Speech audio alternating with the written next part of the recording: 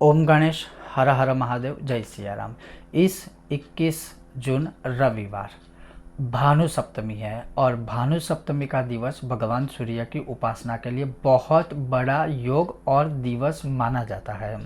और उसी के विषय में आज मैं आपको बताऊंगा कि इस भानु सप्तमी पर हम क्या कर सकते हैं, क्या करना चाहिए भगवान सूर्य की कृपा प्राप्ति हेतु। और न सिर्फ भगवान सूर्य की कृपा प्राप्ति हेतु अपितु भगवान सूर्य की ही कृपा से आरोग्य भी मिलता है। भगवान सूर्य की ही कृपा से जो है हमारा स्वास्थ्य संबंधित कोई भी समस्या है वो दूर होती है। भगवान सूर्य की ही कृपा से जो है हमारे परिवार में सब कुछ सही रहता है और बहुत कुछ है। आज मैं आपको बताऊंगा कि अगर आप इस दिन भगवान सूर्य की आराधना करना चाहते हो और उसका विशेष महत्व आदि क्या है, वही आज का हमारा विषय और वीडियो है। अगर आपको आज का यह विषय वीडियो पसंद आए तो लाइक कीजिएगा, शेयर कीजिएगा, चैनल पर नए हो तो सब्सक्राइब कीजिएगा। तो चलिए शुरू करते हैं। तो जिस दिन रविवार हो और सप्तमी तिथि का योग हो तो उस दिन कहा जाता है या फिर उस दिन के योग को बोला जाता है भानु सप्तमी। उसका आध्यात्मिक दृष्टिकोण से जो है भविष्य पुराण के अंदर बहुत ही डिटेल में आपको इसका उल्लेख मिल जाएगा। हमारे व्रतों के सारे ग्रंथों में तो अवश्य होता ही है। तो इस दिन जो कोई भी मनुष्य अगर स्वास्थ्य से जुड़ी समस्याओं से पीड़ित है, खास करके आँखों से जुड़ी हुई समस्याओं से जूझ रहे हैं, पीड़ित है, उन लोगों को तो अवश्य भगवान सूर्य की आराधना करनी ही चाहिए। जैसे प्रातः काल भगवान सूर्य को अर्घ्य दीजिए, तांबे के कलश में जल लीजिए, उसमें थोड़े से चावल, कुमकुम है, अक्षत है, हल्दी है और थोड़ा सा गुड़ है, ये सारे द्रव्य डाल करके हाथों में कलश लेकर के पूरब दिशा की ओर जो है भगवान सूर्य को अर्घ्य दीजिए।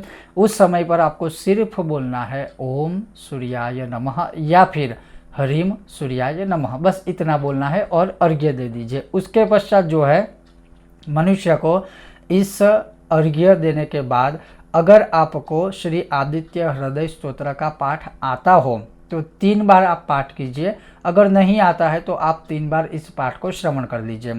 अर्घ्य देश काल के अनुसार आपको देना है। जैसे आप हमारे देश में मतलब जहाँ पर भी जो सुविधा उपलब्ध हो आपके घर के अनुसार, तो आप खुले आकाश के तले प्रातःकाल जैसे नित्य अर्घ्य देते हो वैसे दे सकते हो, या फिर घर में ही मंदिर के सामने बैठकर आप किसी पात्र में अर्घ्य दे दीजिए। फिर वह किसी पवित्र जगह पर आप जल विसर्जित कर दीजिएगा। और उसके पश्चात 3 पाठ है आदित्य हृदय स्तोत्र के कीजिए, सबसे उत्तम एक व्रत है।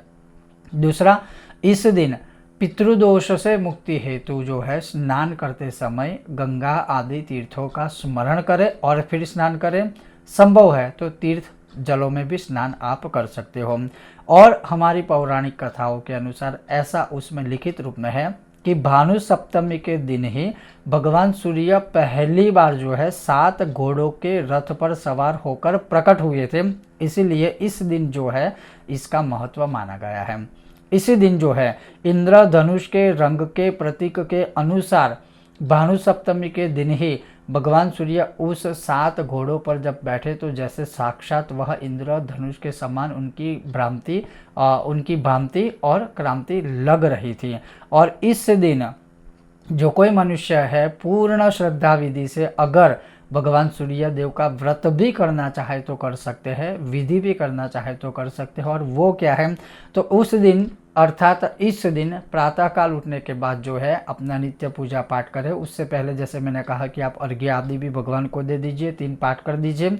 विशेष रूप में विस्तार से अगर आपको विधि विधान मैं बताऊँ प्रातः दिनचर्या से लेकर के रात्रि काल तक, तो वो ये है कि तांबे के लोटे में शुद्ध जल ले लीजिए, जैसे मैंने कहा वैसे आप जो है अर्घ्य दे दीजिए। अर्घ्य के बाद जैसे मैंने आपको कहा कि आप वह 3 पाठ आदित्य हृदय स्तोत्र के कर लीजिए। उस दिन अगर आप चाहे तो सिर्फ फलाहार कर सकते हो, सिर्फ फलों का आहार।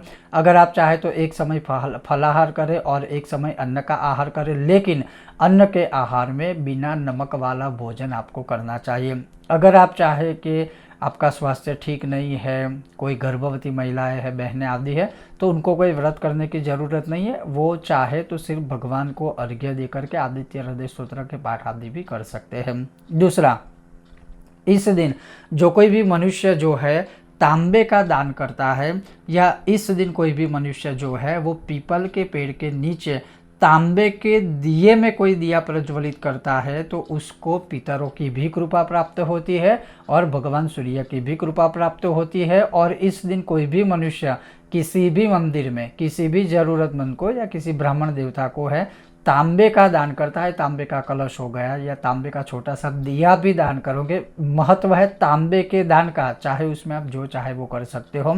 या किसी नए नवनिर्माण मंदिर में तांबे की कोई आप वहाँ पर सामग्री देना चाहे तो वो भी आप दे सकते हो। कहने का सिर्फ इतना तात्पर्य है कि जो कोई भी मनुष्य भानु सप्तमी में भगवान सूर्य की आराधना करते हैं तो आरोग्य से लेकर के पितृदोष तक के जितने भी लाभ होते हैं वह उस मनुष्य को प्राप्त होते हैं। इसमें कोई विशेष उद्यापन, व्रत, विधि, कथा, पूजा कुछ नहीं है। सिर्फ नॉर्मली जो मैंने आपको सारी पूजा या अर्घ्य या पाठ आदि बताए बस आपको वही करना है, इसके अलावा विशेष कुछ नहीं है। दूसरे दिन इसमें पारण की विधि आदि भी नहीं होती है, तो आप दूसरे दिन सुबह सूर्य उदय होने के बाद नॉर्मली जैसे आपका रूटीन होता है वैसे शुरू कर सकते हो।